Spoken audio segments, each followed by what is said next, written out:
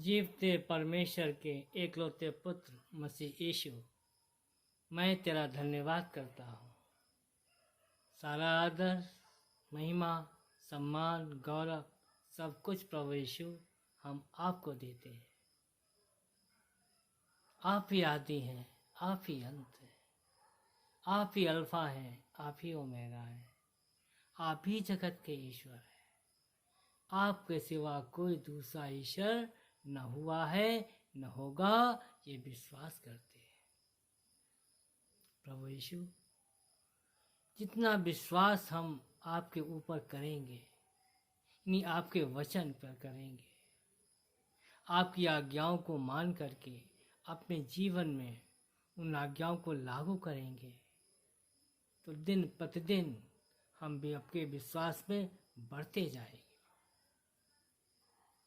और विश्वास ही वह मार्ग है जिस पर चलकर हम धार्मिकता को पाते हैं। तो प्रभु यीशु, जितना हम विश्वास रखते जाएंगे, उतनी हम धार्मिकता में हम बढ़ते जाएंगे।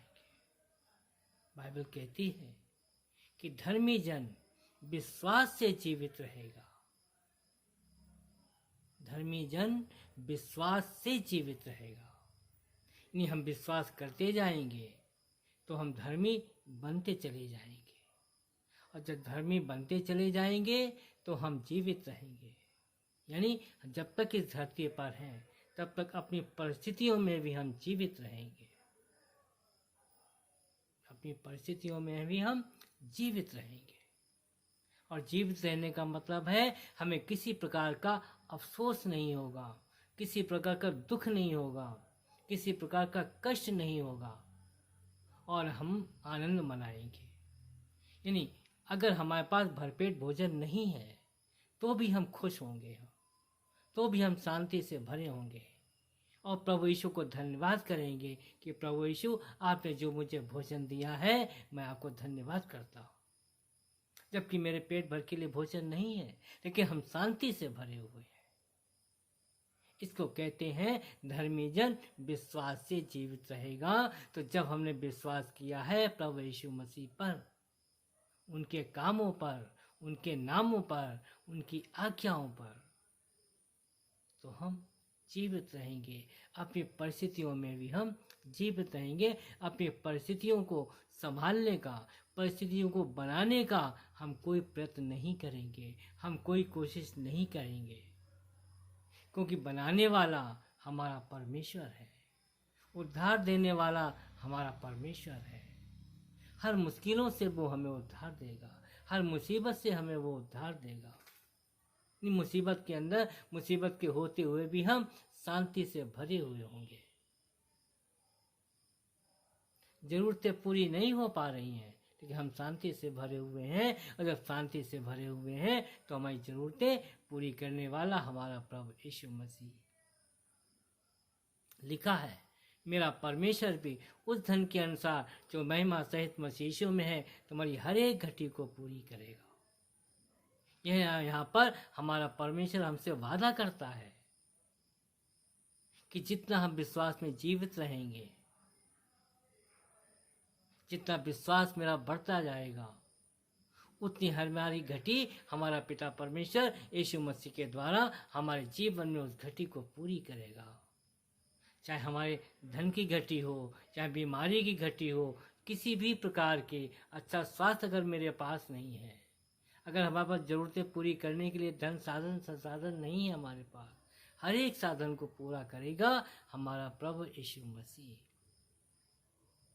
जो कि परमेश्वर ने वादा किया है, जो वचन दिया है कि मेरा परमेश्वर भी, मेरा परमेश्वर वो जगत का ईश्वर उस धन के अनुसार, कौन सा धन? विश्वास रूपी धन, संसार का धन नहीं, विश्वास रूपी धन।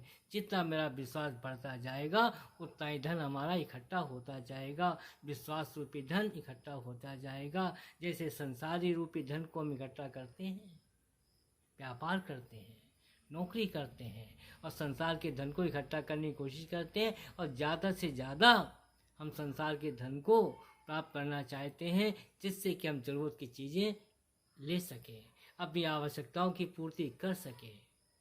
तो इस संसार के धन का नियम है। लेकिन हमारा परमेश्वर क्या कहता है? हमारे परमेश्वर का नियम ये है कि जितना मेरा विश्वास प्रभु यीशु मसीह पर बढ़ता जाएगा, उतना ही विश्वास रूपी धन हमारे स्वर्ग में बढ़ता जाएगा, और स्वर्ग का धन हमारा प्रभु यीशु मसीह के द्वारा हमारे जीवन में आता जाएगा। हे पिता परमेश्वर, बुद्धि और ज्ञान देने के लिए मैं आपको धन्यवाद देता हूँ। ये ज्ञान हमें इस संसार के स्कूलों में, कॉलेजों में नहीं मिलता है। ये ज्ञान हमें संसार की किताबों में नहीं मिलता है। ये ज्ञान हमें कोर्स की किताबों में नहीं मिलता है। ये ज्ञान हमें आपकी ओर से मिलता है प्रभु यीशु, आपकी ओर से मिलता है। ज्ञान आपका है, बुद्धि आपकी है, आपका ज्ञान आपका है। तो बुद्धि और ज्ञान समझ की आत्मा से हम भरते हैं जब प्रभु यीशु मसीह हम आपके पास बैठते हैं। और आपके पास बैठने का मतलब है जब हम वचन को पढ़ते हैं, क्योंकि वचन ही परमेश्वर है। जब वचन मेरे सामने है, यही हमारा परमेश्वर मेरे सामने है।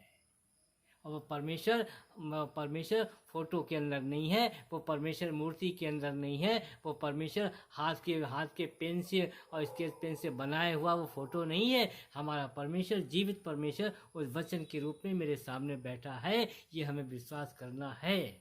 जैसे कि हम सामने वाले इंसान से बातें करते हैं, उसी तरह से वचन से ही बातें करनी है, ये सोच करके कि हमारा प्रभु यीशु मसीह मेरे सामने बैठा है, मेरे जगत का उद्धारकर्ता मेरे सामने बैठा है, सारी सृष्टि को बनाने वाला परमेश्वर मेरे सामने बैठा है। जिस परमेश्वर ने मुझे अपना नाम दिया है, वो परमेश्वर मेरे सामने बैठा है। वो परमेश्वर मेरा पिता है,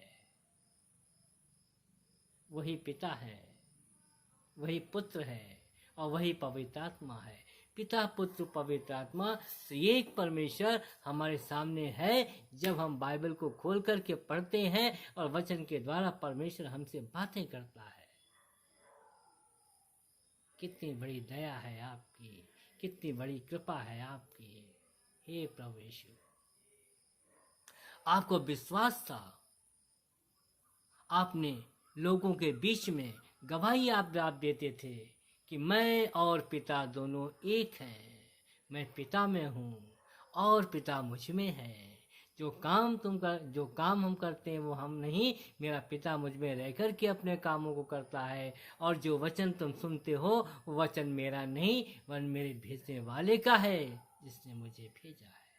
ये विश्वास प्रभु यीशु के अंदर कूट कूट करके भरा हुआ था, और इसी विश्वास के द्वारा उन्होंने सारी मानव जाति की सारी जिम्मेदारियों को अपना पूरा किया, ये रखते हुए कि मेरा पिता मेरे अंदर है। मैं जो काम कर रहा हूँ मैं नहीं, मेरा पिता ही काम कर रहा है। लाजर को जिलाया प्रभु यीशु मसीह ने, लेकिन महिमा अपने पिता को दी। 38 साल के रोगी को चंगा किया प्रभु यीशु ने, लेकिन महिमा उसने पिता को दी। विधवा के बेटे को जीवन दिया, लेकिन महिमा उसने पिता को दी। जक्कई को उद्धार दिया, लेकिन महिमा उसने पिता को दी। इसके द्वारा ये कहते हुए कि मैं और पिता दोनों एक हैं, पिता मुझ में है, मैं पिता में हूँ। मैं जो काम करता हूँ वो मैं नहीं, मेरा पिता मुझ में रह कर के अपने कामों को करता है।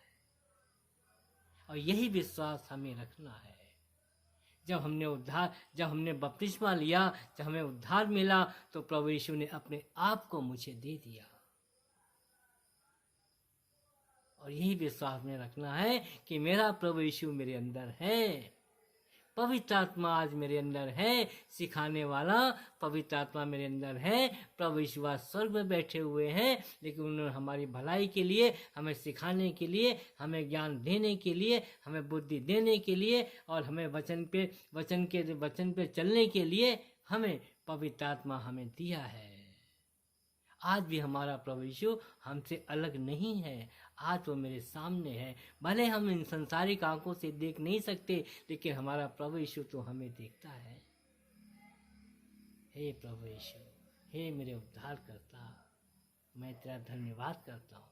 कितने भी धन्यवाद करूं प्रभु उतना कम है, जितनी महिमा करूं प्रभु उतना कम है।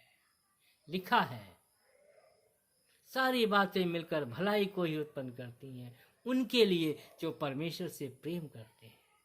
हे प्रभु यीशु, मैंने तो उतना प्रेम नहीं किया आपसे जितना प्रेम आपने किया है हमसे, और उस प्रेम को आपने कलवरी क्रूस पर पकड़ करके भी दिखा दिया है।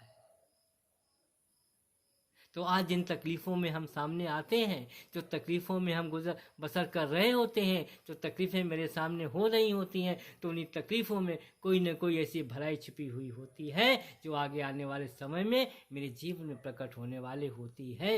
इसीलिए हम तकलीफ़ों में आते हैं। तो तकलीफ़ों में आना इस बात की निशानी है कि कोई न कोई नया आश्चर्य कर्म हमारे जीवन में प्रभु यीशु के मसीह के द्वारा मेरे जीवन में होने वाला है, और वो होकर के रहेगा। धन्यवाद पिता परमेश्वर, यीशु के नाम से आपने हमसे बातें की, हमने आपसे बातें की। कितनी शांति है। मैं धन्यवाद देता हूँ आपको। धन्यवाद प्रभु यीशु, धन्यवाद प्रभु यीशु।